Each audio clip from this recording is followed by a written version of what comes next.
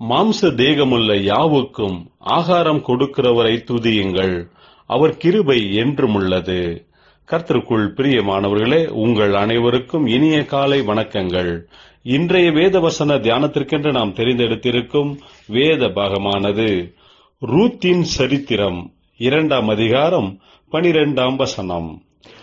உன் செய்கைக்கு தக்க பலனை கர்த்தர் உனக்கு கட்டளையிடுவாராக.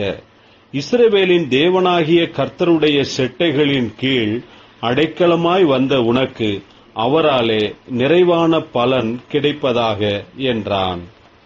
நகோமி என்பவள் தன் கணவனும் 2 மகன்களும் மரித்து போனதினால் தன்னுடைய மருமகள்களிடம் தான் தன்னுடைய சொந்த தேசத்திற்கும் ஜனங்களிடத்திற்கும் திரும்பி போகிறேன் என்று சொன்னதும், ஓர்பாள் என்பவள் நகோமியை விட்டு பிரிந்து போனாள்.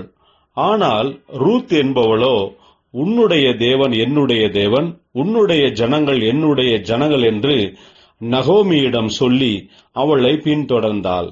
அவள் தன்னுடைய மாமியாரான நகோமியை கவனித்துக் கொண்டாள். இந்த காரியங்கள் எல்லாம் போவாசுக்கு தெரிய வந்தது.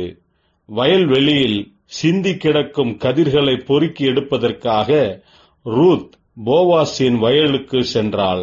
அங்கே போவாசின் கண்களில் ரூத்துக்கு தயவு கிடைத்தது. அவன் ரூத்தை பார்த்து, உன் செய்கைக்கு தக்க பலனை கர்த்தர் உனக்கு கட்டளையிடுவாராக. இஸ்ரவேலின் தேவனாகிய கர்த்தருடைய செட்டைகளின் கீழ் அடைக்கலமாய் வந்த உனக்கு அவராலே நிறைவான பலன் கிடைப்பதாக என்று சொன்னான்.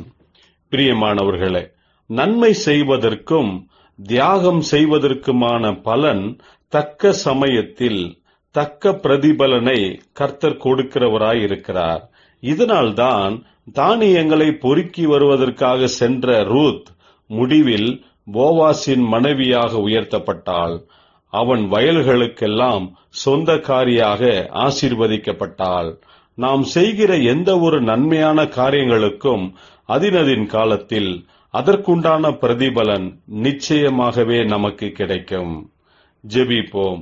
ஜீவனுள்ள தேவனே, நன்மையானவைகளை நடப்பிக்க கிருபை தாரும், பலன் தாரும். இயேசு கிறிஸ்துவின் நாமத்தில் ஜெபிக்கிறோம் நல்ல பிதாவே, ஆமேன்.